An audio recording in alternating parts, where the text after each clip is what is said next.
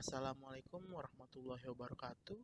Perkenalkan, nama saya Megantara Primabangga dengan NIM 23043111005 dari kelas AK4A. Di video ini, saya akan menjawab 5 pertanyaan dari 8 pada soal UTS mata kuliah audit, yaitu nomor 1, 2, 3, 7, dan 8. Untuk soal nomor 1, apa itu auditing menurut Anda dan mengapa Anda berpendapat seperti itu? Menurut saya, auditing adalah suatu proses yang sistematis yang dilakukan oleh seseorang yang kompeten dan independen untuk memverifikasi kebenaran, keandalan, dan kepatuhan suatu objek terhadap standar yang telah ditetapkan guna memberikan keyakinan kepada pihak yang berkepentingan. Alasan saya berpendapat seperti ini karena auditing itu selalu ditekankan sebagai aktivitas memverifikasi dan mengevaluasi semua bukti yang dikumpulkan dan memberikan pendapat objektif dan independen kepada pemegang kepentingan mengenai kewajaran penyajian dari informasi tersebut berdasarkan standar audit yang berlaku. Lalu nomor 2, sebutkan tahapan audit menurut ISA dan tahapan mana yang paling penting.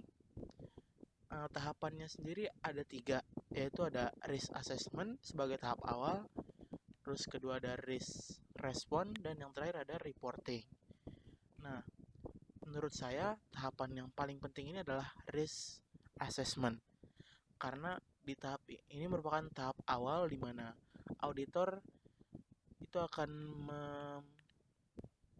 mengenal tentang entitas tersebut dari lingkungannya, terus mengidentifikasi dan menilai salah saji material mulai dari tingkat laporan keuangan dan tingkat asersi. Nah, kenapa risk assessment ini paling penting? Karena di tahapan ini tuh akan menentukan keberhasilan di tahapan-tahapan selanjutnya. Karena identifikasi dan penilaian risiko yang akurat itu akan menjadi dasar dalam merancang respon audit yang tepat. Jika penilaian risikonya tuh salah, maka respon audit itu akan menjadi tidak efektif dan tidak memadai. Terus juga itu akan menyebabkan potensi gagal mendeteksi salah saji material.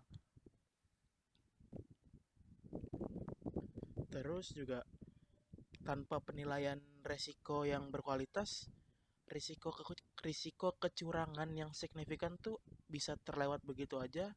Terus juga pada akhirnya kan akan membahayakan kredibilitas opini audit tersebut. Selanjutnya nomor 3, yaitu produk terpenting dari auditing adalah laporan audit. Jelaskan apa itu laporan audit dan di mana laporan audit dan laporan keuangan itu diatur, terus serta harus berisi apa saja. Jadi laporan audit itu adalah sebuah dokumen yang berisi pendapat auditor mengenai laporan keuangan suatu entitas. Apakah laporan keuangan tersebut sudah disajikan dengan apakah itu wajar, tidak wajar, atau kurang wajar. Terus juga termasuk penilaian apakah entitas tersebut sudah sesuai melakukan pelaporan keuangan tersebut dengan standar yang berlaku.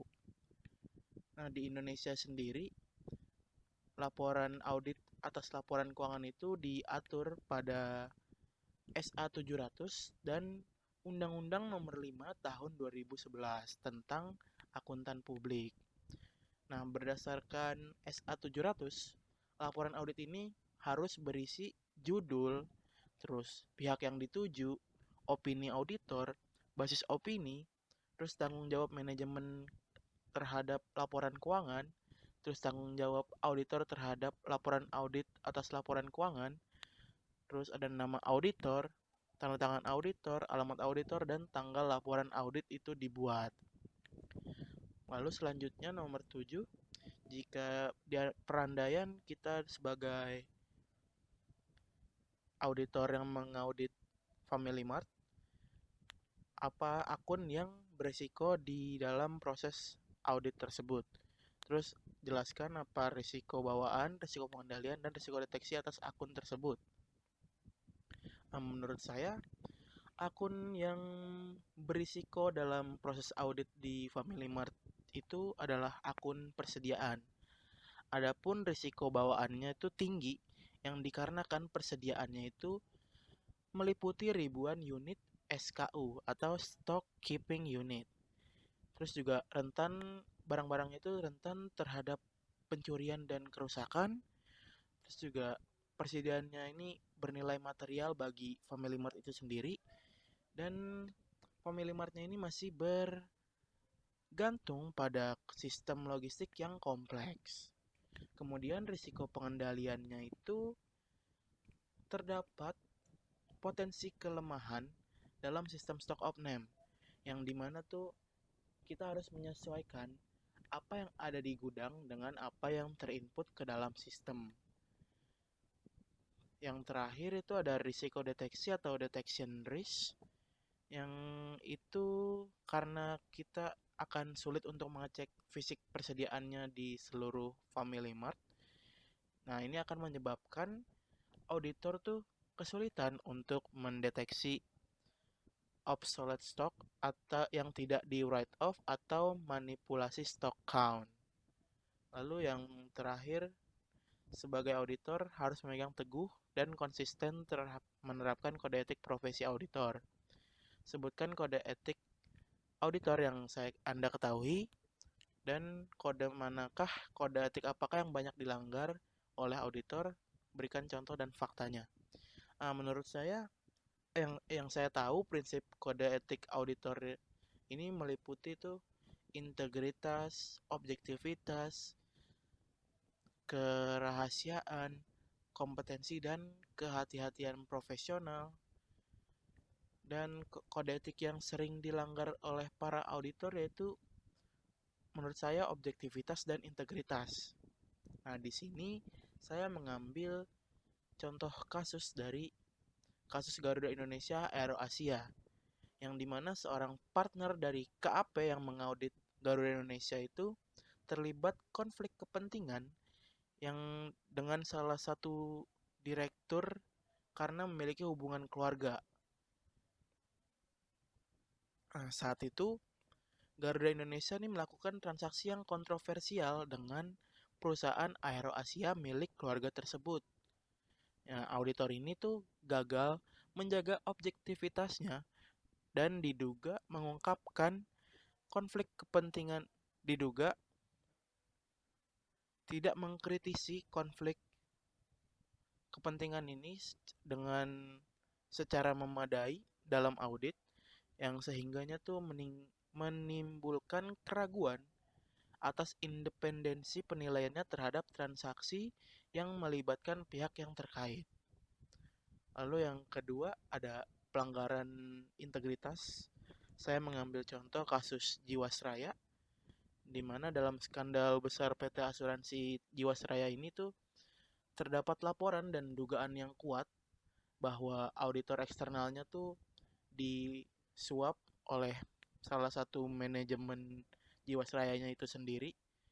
Terus auditor tersebut itu diduga melanggar integritasnya dengan menerima pembayaran suap dari manajemen tersebut, dan dia itu menerbitkan opini audit unqualified opinion terhadap laporan keuangan Jiwasraya selama bertahun-tahun. Sebenarnya tindakan menerima suap ini tuh tindakan menerima suap dan mengeluarkan opini yang menyesatkan ini tuh merupakan pengkhianatan yang sangat fatal lah terhadap prinsip dasar dari integritas profesi audit.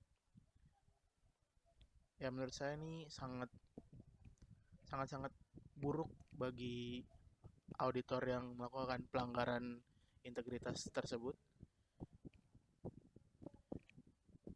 karena akan membuat KAP-nya juga menjadi memburukan nama KP dari sang auditor tersebut. Sekian dari saya, kurang lebihnya mohon maaf. Wassalamualaikum warahmatullahi wabarakatuh.